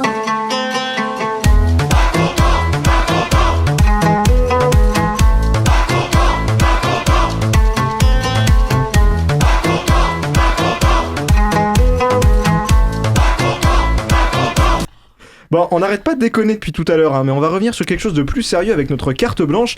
La semaine dernière, la chaîne ABC et derrière elle le groupe Disney ont déprogrammé le Late Show de Jimmy Kimmel en émission emblématique de la télévision américaine à la demande indirecte de Donald Trump après que celui-ci était fâché par une blague sur la mort de Charlie Kirk. Suite à ça, d'énormes réactions s'en font entendre sur les réseaux sociaux avec notamment des appels au boycott de Disney. La plateforme Disney Plus a enregistré un immense nombre de désabonnements et le groupe aurait perdu au moins 4 milliards en tout. C'est énorme, hein, Ouais. bien sûr, pour Disney. Tout ça menant à la reprogrammation hier soir de l'émission de Kimmel. Plus proche de chez nous, une vingtaine de personnalités, dont certaines liées au cinéma, ont signé une tribune appelant Emmanuel Macron à conditionner la reconnaissance de l'État de Palestine à certaines conditions. Cette tribune, vous en doutez, a été mal reçue par les internautes et certains appellent à boycotter les célébrités concernées, parmi lesquelles on y retrouve par exemple Charlotte Gainsbourg, Yvan Attal, Michel Boujna ou encore Philippe Torreton. La même Palestine avait fait l'excuse un autre boycott il y a quelques mois, puisque des Israéliens avaient appelé cet été au boycott du film Superman dont je vous parlais la semaine dernière, puisque comme je l'évoquais, le film portait clairement un message pro-palestinien, un boycott qui n'a du coup pas du tout empêché le film d'être un succès. Du coup, avec tout ça, je me pose une question. Est-ce que le boycott cinéphile, vous pensez que c'est une arme utile ou efficace? Je sais que Maxime a très envie de parler, je vois la rage aux dents là, donc... Évidemment, ça parle politique, donc moi j'adore. Le boycott, oui, bien sûr que le boycott marche, parce que on le voit aujourd'hui quand on a des réalisateurs qui sont sous le coup de gros problèmes judiciaires ou ce genre de trucs, pour ne citer que Louis Besson évidemment, évidemment personne va voir ses films. Donc Après, il a pas besoin de boycott pour voilà pour aussi, bider, ouais, bon hein. après personne. il a quand personne. même toujours les plus gros budgets de. Ouais, mais c'est pas pour ça que ça marche. Il a C'est pas les pour les boycotts. il a les plus qui gros bident, hein. budgets, mais il y a genre 50 000 personnes qui ont vu Dracula, donc bon voilà. Mais par contre le boycott, là du coup on a vu que ça marchait excellemment bien, parce que pour Jimmy Kimmel en l'occurrence, il est revenu une semaine après, parce que mine de rien, quand on leur fait perdre 4 milliards à Disney, ils réfléchissent un petit peu à 2 fois. Et d'ailleurs c'est très drôle parce que son retour à Jimmy Kimmel, l'émission il arrive, standing ovation, incroyable. Et la première phrase qu'il dit, comme je disais avant qu'on me coupe, et juste ça c'est génial. Mais oui, bien sûr, le boycott il est utile et il est surtout nécessaire. À partir du moment où c'est pour des bonnes causes. Par exemple, le boycott de Superman, évidemment, c'est lancé par Israël, on n'en a rien à péter. Mais pour le reste, bien sûr, quand il s'agit de boycotter pour faire prévaloir justement la liberté d'expression, la liberté du cinéma de manière générale d'exister et de continuer à créer, oui, le boycott c'est nécessaire et c'est légitime et utile surtout. Après, c'est utile toujours dans l'idée du nombre, quoi. Parce qu'il y a des boycotts qui peuvent être intéressants, mais ils vont pas avoir l'ampleur nécessaire pour changer les choses. Là, je pense que c'est quand même un cas vraiment unique. Le fait qu'il y ait un boycott qui fasse perdre des milliards à une telle société, c'est quand même un cas qu'on voit pas tous les jours, donc ça fait vraiment plaisir à voir. Surtout que Disney, voilà. Oui, c'est Disney. Voilà, c'est Disney. Faut pas m'inquiéter de leur santé financière. C'est ça. Mais moi, ça me ferait juste chier pour c'est... plus pouvoir regarder les Simpsons. Oui, c'est dispo sur plein de plateformes que j'ai pas le droit de dire ici. Mais c'est qu'une question de chiffres, comme d'hab. Donc, c'est sûr que quand ça marche, ça fait plaisir, surtout pour les bonnes causes. Donc là, oui, aux États-Unis, voir ça surtout aux États-Unis, je trouve que c'est très cool. Ouais. Surtout quand on sait ce que Trump fait à la culture aux États-Unis, au cinéma. Et tout ce qui en découle, c'est cool de voir ça, on voit que c'est efficace, quoi. Surtout le cinéma, là, son projet du Hollywood qu'il voulait faire, c'était de mettre à la tête des gens extrêmement proches des milieux conservateurs qui sont en lien avec Hollywood et de faire en sorte un espèce de limite de système de censure, justement, où tous les films qui sont jugés trop progressistes ou trop engagés dans certaines causes qui vont pas avec le patriotisme, le conservatisme, etc., soient censurés ou même carrément complètement jetés à la poubelle. Des films où on dit plus le mot gay. Voilà, exactement, par exemple. Mais c'est ce genre de truc, au fait, qui fait que on voit que des actions comme ça, collectives, ça peut bien marcher. Donc, le boycott, ça marche. Donc, le mouvement Bloquons tout, on aurait dû s'en inspirer, voilà. Non, mais plus largement, là, on a beaucoup parlé de situations qui sont politiques, mais le boycott, ça s'arrête pas juste à des situations qui sont politiques. Il faut savoir que Superman, j'en ai pas parlé, mais avait fait l'objet d'un deuxième boycott, mais dont on se borne un peu parce que c'est des fans de Snyder, qui avaient appelé à boycotter le film parce qu'ils voulaient le retour de Henry Cavill en Superman. C'est pas juste les fans de Snyder, enfin c'est pas les fans de Snyder, c'est les débiles. Oui, les débiles fans de Snyder, parce les cinéphiles chiants. Voilà, oui, voilà. Oui, il y en a aussi. En fait, le truc, c'est que c'est aussi devenu l'arme, et c'est aussi un peu une situation politique, mais c'est devenu l'arme des communautés de fans qui veulent essayer de faire changer les choses. Voilà, il y avait eu des appels, par exemple, à boycotter Sonic quand il avait eu son premier design. Ouais. Et du coup, ça avait amené au redesign de Sonic. Il y avait eu des appels. Game of Thrones aussi. Game of Thrones. Il y avait eu des appels à boycotter Mario en France si la VF était changée. Donc, Tu trouves que le boycott a trop de pouvoir du coup dans ces cas-là ? En fait, il y a des aspects sur lesquels ça me dérange un peu plus. Par exemple, typiquement Sonic, ok, le design original était horrible, mais c'est une décision créative. Et donc, en fait, ça donne surtout beaucoup de pouvoir à des gens, parfois des minorités qui sont juste très bruyantes, qui sont pas forcément l'avis d'une majorité. En fait. Après, pardon, vas-y. Non, juste quand ça fait du bruit, moi, je trouve que au final, c'est plus forcément qu'une minorité. Parce que si vraiment un appel à boycott fait vraiment parler de lui, c'est que ça prend de l'ampleur et qu'il y a de plus en plus de monde qui en parle. Oui, mais à l'ère d'Internet, tu peux aussi avoir des personnes qui agissent sur plusieurs comptes à la fois, qui vont aussi c'est les risques. Qui vont aussi faire croire que c'est plus gros que ça en a l'air. On sait que sur Internet, la grande majorité des gens, elle ne dit pas ce qu'elle pense. Et que en fait, celle qui l'ouvre, c'est une très petite minorité. C'est une très petite minorité, ouais. Moi, l'exemple que j'ai toujours en tête, c'est la série The Walking Dead, où à l'arrivée de Negan et de la mort d'un personnage dont je vais taire le nom, mais normalement tout le monde le sait puisque c'est connu maintenant, évidemment les gens ont hurlé quand la mort de ce personnage est arrivée, alors que dans les comics c'était déjà le cas, et il est mort de la même manière, exactement pareil, mais c'est juste les gens qui ont lu qui ont vu la série sans lire les comics, sans s'enseigner sur ça, ont gueulé, et résultat il y a eu un boycott massif de la série, alors que c'était à partir de ce moment-là où elle commençait à être intéressante, et ça c'est des trucs qu'il faut pas faire, voilà. Après il y a des boycotts qui fonctionnent pas. Moi je pense à Hogwarts Legacy, où il y avait eu un appel au boycott et puis rien du tout. Et du coup la question va être, est-ce qu'il y aura ça va être pareil. Est-ce qu'il y aura un boycott et qui va marcher cette fois-ci sur la série parce que c'est une communauté de fans qui s'en fout. C'est ça. Enfin, effectivement, ça dépend des communautés de fans. La communauté de fans d'Harry Potter s'en fout complètement. Alors qu'il y a 2 semaines de cela. Alors que par exemple, on a vu la communauté des fans de Neil Gaiman le lâcher complètement dès qu'il y a eu des accusations. Oui, c'est le gars qui a fait Coraline. Oui, ok. Pardon. Alors que pourtant, c'est bizarre parce que la communauté Harry Potter, c'est pourtant une communauté qui est réputée pour être quand même assez progressiste. Je pense etc. pas que toute la communauté est comme ça, Maxime. Mais Harry Potter, c'est tellement énorme. C'est comme Star Wars. C'est-à-dire que Star Wars, les gens ont gueulé sur Star Wars 9, machin.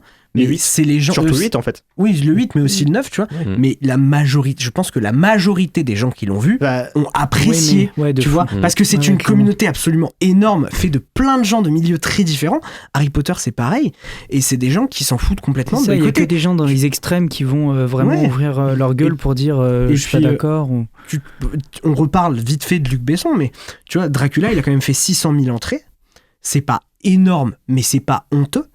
Et en l'occurrence, moi, quand je parle avec des gens qui sont pas cinéphiles mais qui veulent parler de cinéma, premier réalisateur français qu'ils ont en tête, Luc Besson, sans savoir les déboires judiciaires. Ils vont voir, tu vois. Moi, tous mes amis qui sont pas cinéphiles et tout, ils sont là hyper hypés par Dracula parce que c'est Ouais. le nom de Dracula, ils s'intéressent pas à qui est et puis derrière. même s'ils s'intéressent qui est derrière, il y a plein de gens qui connaissent pas, qui savent pas ou qui s'en foutent de ce qu'a fait Luc Besson et qui vont y aller quand même, tu vois. Donc les boycotts, c'est toujours une communauté tu vois, c'est jamais massif. Là, en l'occurrence, ce qui s'est passé avec Jimmy Kimmel, c'est Kimmel. C'est impressionnant, c'est fou, c'est rare. C'est historique. Ouais, c'est vrai très que très rare. C'est rare, ouais. C'est très très Ça rare. fait plaisir. Parce que tu vois, par exemple, je sais pas pourquoi Trump il a réagi comme ça sur ça, alors que il y a quelques semaines, South Park l'a déglingué, Trump. Et South Park a fait volontairement ça pour se faire censurer. Et Trump l'a pas fait. Donc je trouve ça étonnant qu'il soit devenu vocal là-dessus. Bah après, c'est un contexte américain qu'on connaît pas, mais les late shows, c'est des émissions qui sont énormes. Ouais, qui passent de présentateur en présentateur. Et puis le cas quand même de ce qui s'est passé là avec du coup le mec qui s'est fait tuer, c'est quand même très chaud quoi. Oui. Ça a embrasé les États-Unis. Mais mais en fait le truc avec les late shows aussi, c'est que c'est d'énormes trucs et je pense que par rapport à South Park, c'est pas la même ampleur. Bien sûr, c'est bien des sûr, institutions c'est des trucs de regardés par la télévision famille aussi, oui, américaine, bien sûr. démocrate. Par exemple, il y avait eu un autre late show qui s'est fait déprogrammer par Trump, c'est le late de Stephen Colbert qui est sur CBS, si je dis pas de bêtises, et qui du coup lui, alors ne s'est pas fait annuler, mais qui en gros ne s'est pas fait renouveler, donc il n'aura pas de prochaine saison. Et Trump le prend déjà comme une immense victoire en fait. Wow. Bon, et bah écoutez, merci pour ce débat, chers chroniqueurs et chroniqueuses. Est-ce que vous savez comment plomber une soirée ? Maxime au quiz. Moi je sais pas, parce que moi je sais pas, parce que je fais évidemment toujours des soirées de folie, mais heureusement notre expert en pétage d'ambiance, Maxime, a préparé un quiz pour faire redescendre la température. The game is on.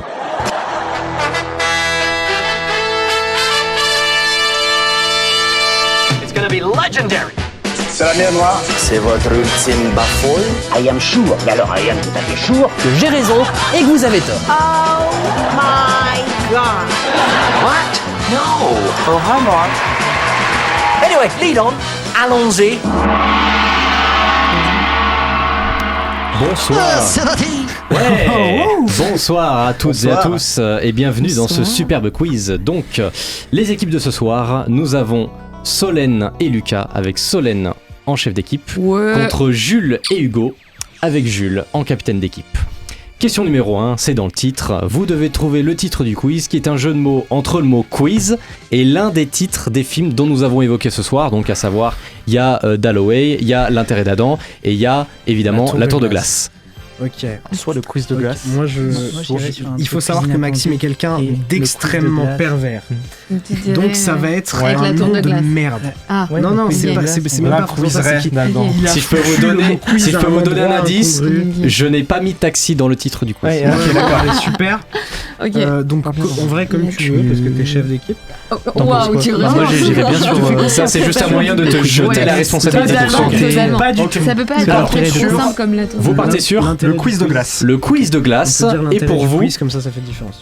On répond l'intérêt du quiz. l'intérêt du quiz, personne n'a le point Oh. puisque Dallo quiz. c'était quiz away. Quand je te dis qu'il fait de la merde. Ouais, c'est vicieux. Alors, c'est vicieux. Musique de la semaine. Dans quel film en lien avec un des films de ce soir se trouve cette musique? Boîte noire. Non. Ah putain. Radio les cons. Au revoir là. Second tour. Second tour, Ah, bien putain, sûr. j'ai galéré. D'Albert Dupontel, évidemment, dans lequel on retrouve Cécile de France. Cécile de France. Voilà, bien sûr, ça fait un Ah là point là. pour Solène et Super Lucas. musique d'ailleurs. Et super musique, évidemment. Ouais, en or ou carrément. en bois, parmi ces affirmations, je vais en dire 3. Certaines sont vraies en or ou d'autres fausses en bois. À vous de retrouver lesquelles. Pour jouer dans son film La Tour de Glace, Lucille Hadzialovic a choisi Marion Cotillard parce qu'elle a adoré son rôle dans la saga Taxi. Allez, c'est en bois. En bois. Bah oui. En bois, en bois, ouais, en bois. En bois. Y'a que toi, hein. Ah ouais, c'est en bois, ouais. Elle l'a choisi parce qu'elle arrive, selon elle, par son acting, à être à la fois moderne et intemporelle. Entre modernité et tradition. Exactement. Donc ça fait 2-1 pour Solène et Lucas. Deuxième affirmation, la pandémie a été créée pour le film d'Holloway et n'apparaît pas dans le roman qu'il adapte, à savoir Les Fleurs de l'ombre de Tatiana de Rosmet. Tu veux dire que la pandémie a été créée pour Holloway? j'ai cru que c'était une théorie du Le Covid complot, a moi. été créé pour le film d'Holloway. L'intrigue de la pandémie n'existe pas dans le roman original et a été faite uniquement pour le film. Il y a énormément de choses qui ont été changées par rapport au roman. Franchement, il y a moyen. Moi non plus. Rajouter. En or pour vous? Ouais, en or. Moi, qu'est-ce que tu veux dire? Mais ils m'aident pas du tout en fait. C'est parce que je sais pas non plus. Lucas, ce n'est pas encore le duel time, tu peux répondre avec elle. C'est ce que tu veux dire en or? Allez, on dit en or. En or? Et bah c'est en or, bien vu. Et oui, ça y était toujours pas. Il y a certains personnages. Il y a aussi certains personnages qui ont été supprimés. L'intrigue de fin a notamment été modifiée au moment de l'écriture. Voilà. Ah, super. Donc ça fait 3-2. Et enfin, Laura Wandel, réalisatrice de L'intérêt d'Adam, s'est faite passer pour stagiaire pendant 3 semaines dans un service pédiatrique pour faire son film L'intérêt d'Adam. J'ai envie d'y croire. Ah, je sais pas si. Ça fait gros. Moi j'aurais dit Léa Drucker parce que. Enfin, tu vois, c'est pas la question.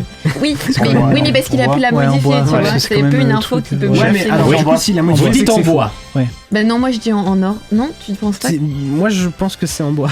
En vrai, c'est chaud quand même. Faut se faire confiance. J'ai envie d'y croire quand même, tu vois. Crois-la, Lucas, crois-la. Vas-y, on dit en or. Non. Vous dites en or? Non, moi j'aurais dit en bois, mais tu vois. Ah bah en bois alors. En Si bois, tu dis en bois, vous êtes sûr?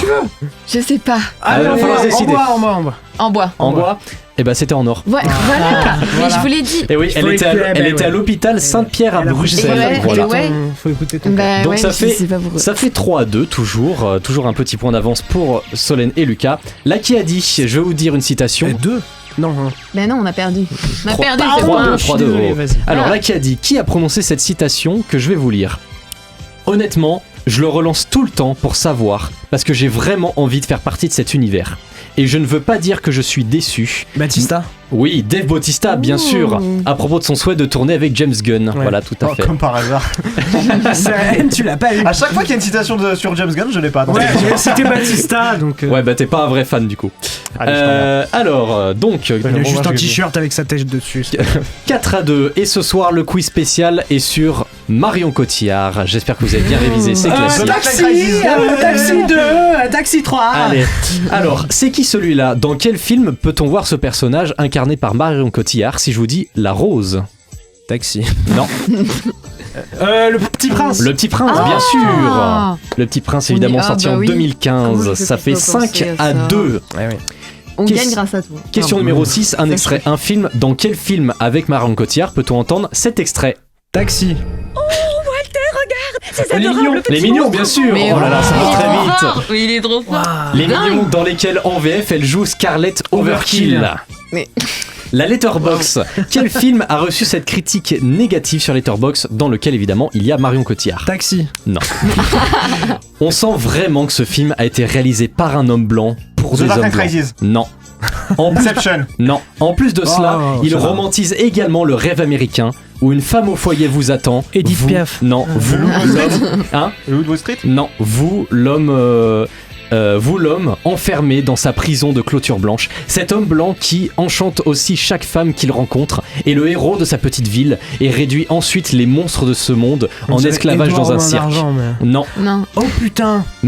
Et je n'ai même pas mentionné la scène la plus raciste que j'ai vue depuis un moment dans un film. T'étais pas loin avec Edouard Romain d'Argent. Dumbo? Non. Mais putain, elle a joué dans un Burton. Oui. Big Eyes? Oui. Non. Big Fish? Big Fish, bien sûr. Putain. Mais oui, c'est la meuf d'Ewan McGregor. Et oui, bien sûr. Ça fait 3. Gisèle, elle s'appelle. Ça fait 6-3 pour Solène et Lucas qui sont toujours en tête. Question numéro 8, le jeu des synonymes. Quel titre de ce film se cache derrière tous ces synonymes? Si je vous dis plante aromatique de poisson. Oui. Taxi. Non. Plante aromatique de poisson. Qu'est-ce qu'il y a comme aromate qu'on met sur les poissons généralement? Citron. Super. Non. C'est un film de Léos Carax. Annette. Annette. Eh oui. Oh wow. Annette, bien sûr. I sing these words to you. Mais on gagne grâce à lui. Ça fait 7-3. Question numéro 9. Musique de quiz spécial. Dans quel film peut-on entendre cette musique? Taxi. Non. The Dark Knight Rises. Non. Inception. Non. Astérix et Obélix. Non. Les petits mouchoirs. Non. Bon, c'est pas trop les petits mouchoirs, ça. Allié. Non, c'est un film qui est sorti en 2011 de Steven Soderbergh. Contagion. Contagion, bien sûr. Oh, wow. C'est vrai qu'elle est là-dedans. Ça fait 4-7. Casting de film. Alors, je vais vous donner un casting de film. En fonction de votre rapidité, vous aurez plus ou moins de points. Astérix et Obélix. Non. Alors, si je vous dis... Non. Si je vous dis Caroline Silhol, Marc Barbet, Catherine Allégret, pour 4 points. Non. Alors, pour 3 points, si je vous dis Jean-Pierre Martins, Clotilde Courreau, Gérard Depardieu. Si je vous dis pour si je vous dis pour 2 points Jean-Paul Rouve, Emmanuel Seigné, Pascal Grégory. Si je vous dis pour 1 point Sylvie Testude, Marion Cotillard. Personne ne l'a ? Ah mais t'as dit Marion Cotillard. On savait déjà. Oui mais avec tous les autres. Non, personne ne l'a ? Non. C'est La Môme sorti en 2007. Ah, on est nul. C'est La Môme simplement. Au cas où elle a eu un Oscar. Elle a eu un Oscar pour ce film, bon, avec ça. Bon, tant pis, c'est pas grave. Question numéro 11, résumé raté. Quel film se cache derrière ce résumé vraiment mauvais ? Taxi. Non. Astérix et Obélix. Oui. Le mauvais esprit. Sachant qu'en résumé, j'avais mis ce film, c'est tout simplement le meilleur film de l'année 2023. Ça fait 8-4. T'avais juste mis ça ? J'ai juste mis ça. J'ai juste mis ça. Et enfin, on arrive au duel time. Dans ce duel time, seuls les chefs d'équipe vont s'affronter. L'équipe arrivée en tête peut choisir le thème de son choix. Les autres doivent se contenter des restes. Tu choisis le thème. Si le chef d'équipe donne la bonne réponse, vous gagnez 3 points. Mais s'il donne une mauvaise réponse, vous perdez 3 points. Solène, on a perdu quoi. Ton équipe est donc en tête. Tu as le choix entre 2 thèmes. Donc soit tu as le choix entre la meilleure trilogie du cinéma d'action avec Marion Cotillard ou alors la pire trilogie du cinéma d'action avec Marion Cotillard. En sachant que les deux c'est Taxi. Attends, la pire selon toi ou la meilleure selon toi ? La meilleure trilogie du cinéma d'action avec Marion Cotillard. Oui, mais selon toi. La pire... j'ai pas dit. Ah, je choisis la meilleure. La meilleure. T'as pas mis Batman dans la pire. Très parce bien. que je vais te faire un RK. Alors, moi ça me va. Thème numéro 1, la meilleure trilogie du cinéma d'action avec Marion Cotillard dans The Dark Knight Rises de Christopher Nolan. Mais oui, mais tu ne peux pas répondre, Lucas. Ah putain. Marion Cotillard possède l'une des pires morts de l'histoire du cinéma. Oui. Parmi toutes ces personnes, laquelle ou lesquelles n'ont pas parodié sa mort ? Est-ce que c'est Grégoire Ludwig et David Marsay dans un sketch du Palmacho ? Est-ce que c'est Valentin, Laurie, Émilie et Greg dans un épisode de Plus belle la vie ? Est-ce que c'est Gérard Junior dans l'émission Le Petit Journal ? Ou alors est-ce que c'est Kev Adams dans la saga des films Aladdin ? J'avais oublié tes questions de merde. Quelle personne ou quel groupe de personnes n'a pas parodié la mort de Marion Cotillard dans The Dark Knight Rises ? Déjà, Palmacho c'est mort. J'ai pas le droit de répondre. Pardon, oh là là. T'es toute seule là. Moi je dirais... Ah là là, c'est dur. Plus belle la vie, mais Kev Adams, je le vois pas faire ça en même. Enfin, c'est. Ah ouais, je sais pas. Ah, ok. C'est toi qui réponds. J'ai toi pas le droit uniquement. de t'aider. J'ai envie de dire Plus belle la vie. Le 3, c'est Gérard Junior dans l'émission Le Petit Journal sur Canal+. Moi je dis peut-être Gérard Junior. Non. Non, moi je dirais... non mais putain, je dois pas t'aider. Fais-toi confiance, Solène. Je me fais pas confiance. Eh ben fais-toi confiance quand même. Je dirais. J'hésite. Eh ben faut pas hésiter. Il me faut une réponse. Plus belle la vie. Plus belle la vie, très bien. C'était faux. Jules, tu es capitaine d'équipe. Tu as donc la pire trilogie du cinéma d'action Taxi. avec Marion Cotillard. Quelle affirmation concernant Marion Cotillard dans la saga Taxi est fausse ? Oh, surprenant ça. Alors, quelle affirmation est fausse ? Elle a refusé d'apparaître dans Taxi 4 car elle trouvait que son personnage était trop en retrait par rapport à l'histoire. Elle est dans les 3 premiers ? Elle ne conduit aucune voiture dans l'intégralité des films de la saga. Elle a une scène de sexe dans chaque film Taxi où elle joue. Ou alors elle a été nommée dans la catégorie meilleur espoir féminin au César de 1999 pour son rôle dans le premier Taxi. Attends, je vérifie, je lui dis. En vrai, je resterai sur la première. La première, ouais. où elle a refusé d'apparaître dans Taxi 4 parce qu'elle trouve son personnage en retrait. Ouais. Je pense que c'est la fausse. Ouais. Très bien, c'est acté. On va commencer par vous, Solène et Lucas. Tu m'as dit que dans The Dark Knight Rises, la personne qui n'a pas parodié la mort de Marion Cotillard, c'est Plus belle la vie. Et bah non, ils l'ont parodié dans un des épisodes, c'est Kev Adams dans la saga Aladdin qui n'a jamais parodié sa mort. Et je m'en doutais. Je me suis dit, il a pas le truc. Vous perdez 3 points et vous redescendez à 5, donc tout n'est pas joué pour Jules et Hugo. Jules, tu m'as dit que Marion Cotillard avait que l'affirmation fausse était qu'elle avait refusé d'apparaître dans Taxi 4 parce qu'elle trouvait son personnage trop en retrait. Alors, elle a bien été nommée dans la catégorie meilleur espoir en 99 pour le premier Taxi. Elle a bien conduit aucune voiture durant toute l'intégralité de la saga. Et elle a bien aussi refusé d'apparaître dans Taxi 4 parce qu'elle trouvait son personnage trop en retrait. Et oui, elle a pas de scène de sexe dans Taxi 3 par exemple. Ah super, Taxi avec toi. Info ultra intéressante. Et dans le 2 aussi. Voilà. Donc vous perdez 3 points et vous redescendez au magnifique score de 1. La manipulée m'a montré que le premier. Fallait voir les 3 autres. Bon, écoute, merci Maxime pour ce petit quiz. Attends. Ah quoi? Elle a gagné. Ah, elle a gagné, c'est vrai, bravo. Bravo. Premier quiz, première victoire. Ça ne va pas durer. Merci Maxime pour ce petit quiz. T'as peut-être un peu trop pété l'ambiance. Du coup, on va essayer de remonter tout ça avec les recos de la semaine. Alors si je peux me permettre de te donner un conseil, c'est oublie que t'as aucune chance, vas-y fonce. On sait jamais, sur un malentendu ça peut marcher. They're taking the orbit to Isengard. Toutes les semaines, les chroniqueurs et moi-même vous en parlent d'un coup de cœur plus ou moins lié au cinéma. Petit tour de table, on commence par Maxime. Oui, alors ma recommandation, c'est une recommandation que Lucas va grandement valider. Oui, mais Jules aussi. Alors Jules, je pense qu'il va pas être d'accord, mais et Inès qui est en loge va aussi valider cette recommandation, c'est incroyable. C'est le film The Incredible Bulk. Ah oui, j'avais oublié. Qui est une parodie complètement éclatée de l'incroyable Hulk. Mais alors c'est fait avec $14,000. C'est moi qui lui ai montré. Et voilà, Lucas nous l'a montré. Situation. On l'a vu en soirée en même temps que Atoman et c'était Ousa ou Atoman ma recommandation. Et franchement, je pense que je n'ai jamais, et Inès peut le dire, je n'ai jamais autant ri de ma vie devant un film. On a vu Minecraft ensemble. Et on a vu Minecraft en 4DX pourtant, et Dieu sait que c'était drôle. Mais vraiment, The Incredible Bulk, c'est tellement drôle. Mais par pitié, voyez ce film, c'est incroyable. Jules, peut-être un truc un peu plus... Ouais, non, moi c'est un truc intéressant, moi c'est de la culture. Ok, vas-y, voilà. ouais. Oh, comment ça, Incredible Bulk, c'est pas de la culture. C'est du mépris de classe. Non, moi ma recommandation c'est le petit livre Beatles. En gros, c'est une BD qui a été faite par Hervé Bourris et en fait, c'est plein de petites anecdotes et qui retracent toute l'histoire des Beatles. Et en fait, à chaque fois, c'est une case, une anecdote ou une histoire sur les Beatles et ça retrace vraiment toute leur histoire, que ce soit chacun des membres ou alors le groupe en lui-même de ses débuts jusqu'à aujourd'hui. Et du coup, c'est hyper enrichissant si on aime les Beatles ou si on veut s'introduire au groupe. Voilà. Ok. Lucas, un truc un peu moins culture ? Oh. Non, parce que moi je vais quand même vous parler d'un des meilleurs moments de ma vie et je pense que je dis parce que je vais vous parler de WWE Clash in Paris. Non, mais vraiment parce que du coup j'ai pu y assister. C'était le 31 août, j'ai pu y assister en direct, live. J'étais dans l'arène et c'est vraiment un des meilleur moment de ma vie parce que l'énergie était dingue, parce qu'on a eu des super matchs et je vais vous surprendre mais je vous promets que John Cena, Logan Paul c'était vachement bien. Vraiment, si vous avez jamais regardé de catch, je vous invite à peut-être commencer avec Clash in Paris parce que l'ambiance est folle. On a chanté à ne plus en avoir de voix, c'était sublime et même s'il y a des combats un peu moins bien sur la carte, je pense à Nikki Bella, Becky Lynch, c'est quand même des super tacticiennes et c'est incroyable ce qui s'est passé et je l'oublierai jamais de ma vie. Et voilà, regardez Clash in Paris parce que le catch c'est vachement bien.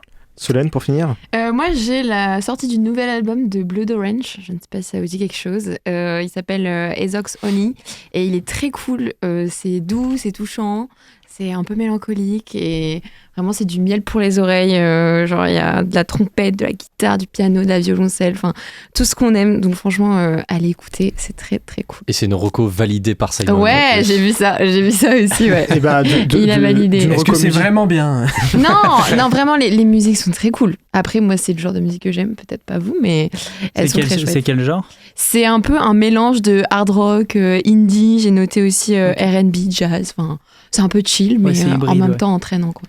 Voilà. Et bah écoute, d'une reco musique à une autre, moi je vous recommande le groupe Foxy Shazam. Alors c'est un groupe de glam metal que vous avez pu entendre dans la saison 2 de Peacemaker. Je suis pas allé chercher bien loin. Non, c'est une de mes meilleures découvertes musicales de cette année. Arrête de refaire le générique. Donc ouais, voilà, je l'ai dit, c'est du glam assez particulier. Ça me change un peu des autres groupes de glam, des autres groupes de rock. C'est un peu moins énervé, j'aime beaucoup. Et je vous recommande pas seulement la chanson Oh Lord, qui est la chanson du générique de Peacemaker saison 2, mais aussi la chanson Dreamer. Voilà, Dreamer qui est un super slow, qui est vraiment génial. Je vous recommande d'aller écouter tout ça. T'as cru que c'était fini, hein?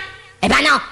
Chers auditeurs, c'est malheureusement le moment de terminer ce deuxième épisode de TCS. Un grand merci à mes fêtards Maxime, Jules, Lucas et Solène de m'avoir accompagné. Et bravo à Solène pour sa première. Merci à l'inimitable team de la régie avec DJ Yanis au son et MC Lucas à la vidéo. On les applaudit bien fort. Il est vraiment phénoménal. Si vous aimez cette émission, c'est normal, vu son ambiance de folie. Vous pouvez la retrouver en replay sur YouTube et toutes les plateformes de podcast. N'hésitez également pas à nous suivre sur Facebook, Instagram et maintenant TikTok, puisqu'on ajoute des cordes à nos arcs. N'hésitez pas également à retrouver ce personnage insupportable dans toutes vos meilleures fêtes foraines. Chic. Aïe aïe aïe aïe aïe aïe. La semaine prochaine, c'est Maxime qui présidera la table et traitera de 3 films avec son équipe. Une bataille après l'autre de Paul Thomas Anderson, Muganga et Lucky Swine de Marie-Hélène Roux et classe moyenne d'Anthony Cordier qui sera notre invité de la semaine. Let's go. Et contrairement aux attentes, je ne vais pas le laisser ce soir sur une chanson de Foxy Shazam. Ne vous inquiétez pas, ce n'est que partie remise. Non, vous savez bien sûr quel moyen de finir cette émission ? Avec la tectonique. Keep it together, let's try to keep this thing.